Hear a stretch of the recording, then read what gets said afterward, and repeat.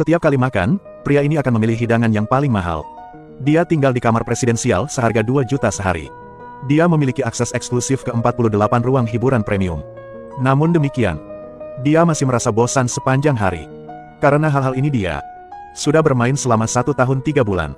Untuk tambah sedikit kegembiraan lagi, pria itu dengan berani mengenakan pakaian antariksa.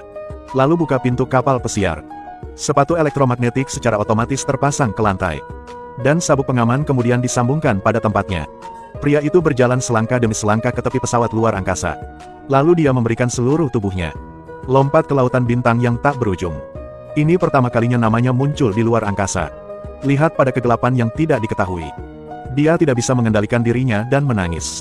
Setelah melayang di luar angkasa selama 6 jam, pria itu akhirnya merasakan keberadaannya yang telah lama hilang. Saat dia melepas pakaian antariksa dan bersiap untuk pergi, dia tiba-tiba datang ke pintu kabin lagi dan letakkan tangannya di saklarnya. Dia adalah satu-satunya orang di pesawat luar angkasa raksasa itu. Dia tidak pernah memikirkan, kesepian memang bisa membuat seseorang menjadi gila. 1 tahun yang lalu, pesawat luar angkasa imigrasi dengan 5.000 penumpang ini sedang menuju tanah air baru umat manusia. Dengan kecepatan hanya setengah kecepatan cahaya, yang sesuai dengan program yang telah ditetapkan. Penumpangnya akan tidur di kabin, tidur selama 120 tahun. Namun saat pesawat luar angkasa itu melewati sabuk asteroid, ia terkena dampak meteor. Meskipun pelat pelindungnya menghalangi sebagian besar tabrakan, namun ada meteorit yang lebih besar menembus pelat pelindung itu dan menabrak langsung ke inti pusat.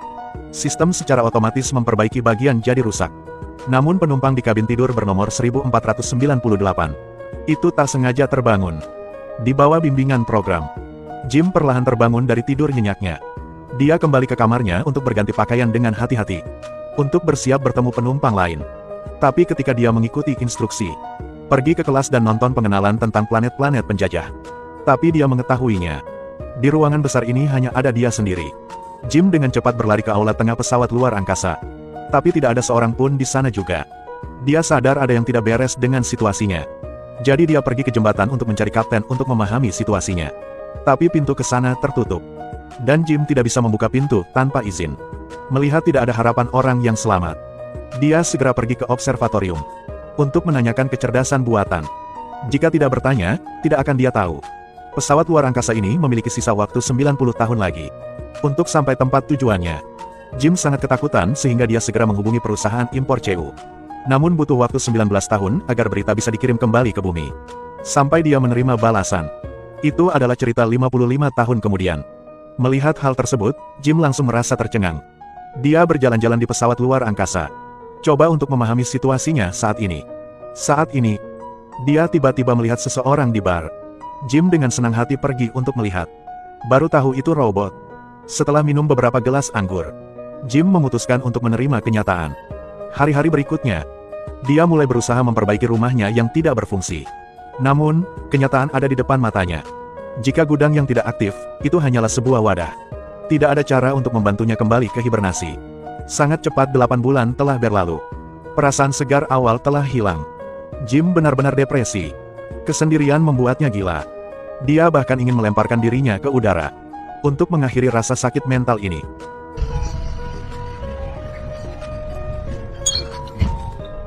Jim berdiri dari tanah. Tiba-tiba dia tertarik pada wanita di kabin tidur. Namanya Laura. Dia adalah seorang penulis di New York City. Setelah memeriksa informasinya, Jim menganggap Laura sebagai rekan spiritualnya. Seperti itu, dia mendapat ide yang berani.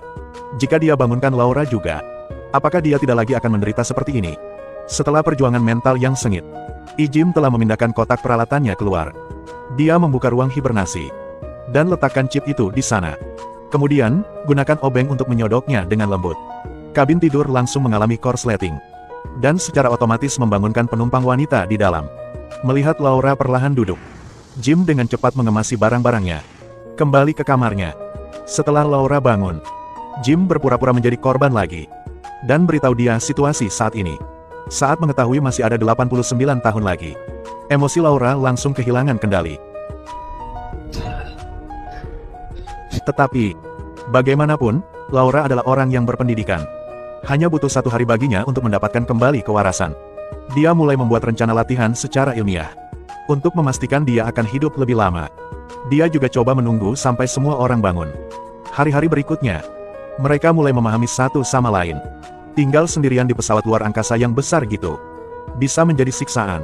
Tapi jika pasangan heteroseksual tinggal di sini, mereka dapat melakukan banyak hal. Saat mereka menghabiskan banyak waktu bersama, mereka akan jatuh cinta seiring berjalannya waktu. Pada sekali lakukan perjalanan luar angkasa bersama, keduanya akhirnya mengonfirmasi hubungan mereka. Tetapi, akan tiba suatu hari di mana kertas tidak dapat menahan api. Setelah setahun berpacaran, Jim bersiap untuk melamarnya. Saat bartender sedang mengobrol dengan Laura, Laura mengira tidak ada rahasia antara dia dan Jim.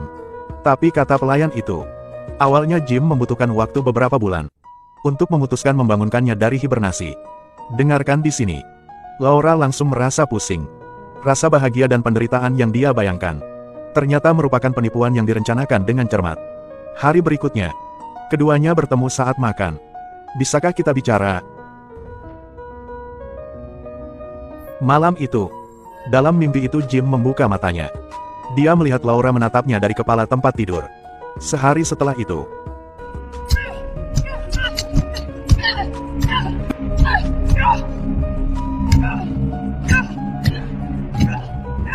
pada hari-hari berikutnya, Jim mencoba segala cara untuk mencari pengampunan. Tapi semua yang dia lakukan tidak ada bedanya dengan pembunuhan. Pada saat yang sama, pesawat luar angkasa juga mulai mengalami masalah satu demi satu. Keduanya terhenti selama beberapa bulan. Hingga satu hari, suara seorang pria terdengar di walkie-talkie. Mereka segera berlari menuju aula tengah. Mereka menemukan kaptennya juga telah terbangun. Gunakan kekuatan kapten. Ketiganya mulai mencari penyebab kejadian tersebut. Dan sang kapten perlahan-lahan mengerti situasi keduanya saat ini. Laura pergi ke arah kapten untuk mengeluh. Tapi kapten tidak berkata apa-apa, karena dia sangat memahami perasaan antara keduanya. Itu pembunuhan. Kamu benar, Laura. Tapi orang-orang tenggelam selalu berusaha menarik orang lain ke dalam air. Pendekatan ini salah. Tapi dia juga akan tenggelam. Kesalahan pesawat luar angkasa susah untuk ditemukan. Ketiganya hanya bisa kembali untuk beristirahat. Namun saat mereka tertidur lelap, pesawat luar angkasa itu tiba-tiba mengalami masalah yang lebih serius. Wanita itu berenang di kolam renang. Gravitasi buatan pesawat luar angkasa itu tiba-tiba berhenti bekerja. Air di danau berangsur-angsur naik. Membentuk bola air, dia tersapu ke tengah. Wanita itu menggunakan seluruh kekuatannya. Akhirnya kepalanya bisa keluar. Namun segera didorong kembali. Kali ini tidak peduli seberapa keras dia berusaha. Juga tidak mungkin untuk bergerak di dalam air. Pada akhirnya, dia menyerah dan pingsan di dalam air. Beruntung kejadian itu hanya berlangsung beberapa menit. Saat gravitasi buatan bekerja kembali, dia akhirnya keluar dari air. Sangat cepat. Mereka bertiga bertemu di meja konsol. Berdasarkan data yang disediakan sistem, kerusakan pesawat ruang angkasa meningkat pesat. Tidak bisa digunakan dalam waktu lama. Hal ini akan melemahkan sistem pendukung kehidupan dasar. Akhirnya kapal itu akan hancur dan semua orang akan mati. Ketiganya berencana berpisah untuk mencari penyebab masalahnya. Kemudian sang kapten tiba-tiba jatuh ke tanah. Setelah didiagnosis di kabin medis, dia memiliki 612 penyakit di sekujur tubuhnya. Itu karena terbangun secara tidak sengaja dari ruang hibernasi, menyebabkan banyak organ dalam tubuh melemah secara bertahap. Kapten tidak punya banyak waktu lagi. Sebelum mati, dia memberikan kekuatan di tangannya kepada mereka berdua. Kehidupan 5.000 penumpang di tangan mereka. Kemudian, keduanya mulai memeriksa setiap kabin dengan cepat. Saat memeriksa ruang mesin lagi, dia menemukan bahwa pintu di sini macet. Jim hanya bisa mencoba membukanya. Peringatan pintu ruang tekanan terkunci. Peringatan tingkat oksigen turun ke tingkat berbahaya. Pada saat kritis, Jim mendapat ide. Dia melemparkan tablet itu. Biarkan Laura menutup lubang di lantai. Ikuti lubang di lantai. Keduanya dengan cepat menemukan penyebab masalahnya. Meteorit tersebut menembus papan sirkuit kendali reaktor, menyebabkan tekanan reaktor meningkat. Itu akan kelebihan beban dan akan meledak. Jim segera menggantinya dengan suku cadang baru. Namun saat restart sistem, dia menemukan bahwa itu tidak dibuang udara keluar dengan benar. Sebelum reaktornya meledak, dia hanya punya satu pilihan, melepaskan gas secara manual. Jim menggunakan palka sebagai perisai, masuk dalam pipa knalpot di luar pesawat ruang angkasa. Namun situasinya lebih buruk dari perkiraan. Katup buang hanya bisa dibuka secara manual. Ini berarti dia harus tinggal di sini untuk menahan suhu reaktor yang tinggi.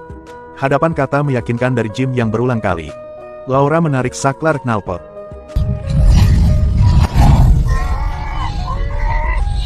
Reaktor berhasil dihidupkan kembali.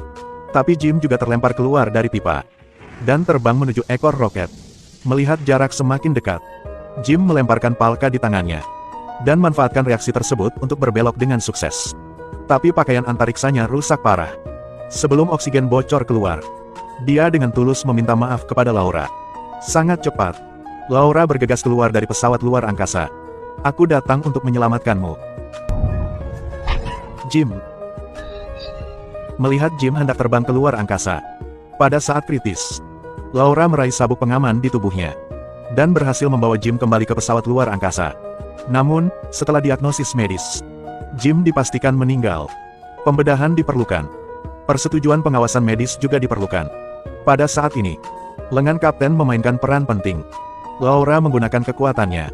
Aktifkan semua cara perawatan. Akhirnya menyelamatkan Jim. Setelah mengalami momen hidup dan mati, keduanya akhirnya berbaikan kembali. Jim memeriksa instruksi distrik kesehatan. Dan ternyata hal itu dapat membuat orang tertidur kembali. Tapi, hanya ada satu perangkat. Setelah berpikir matang,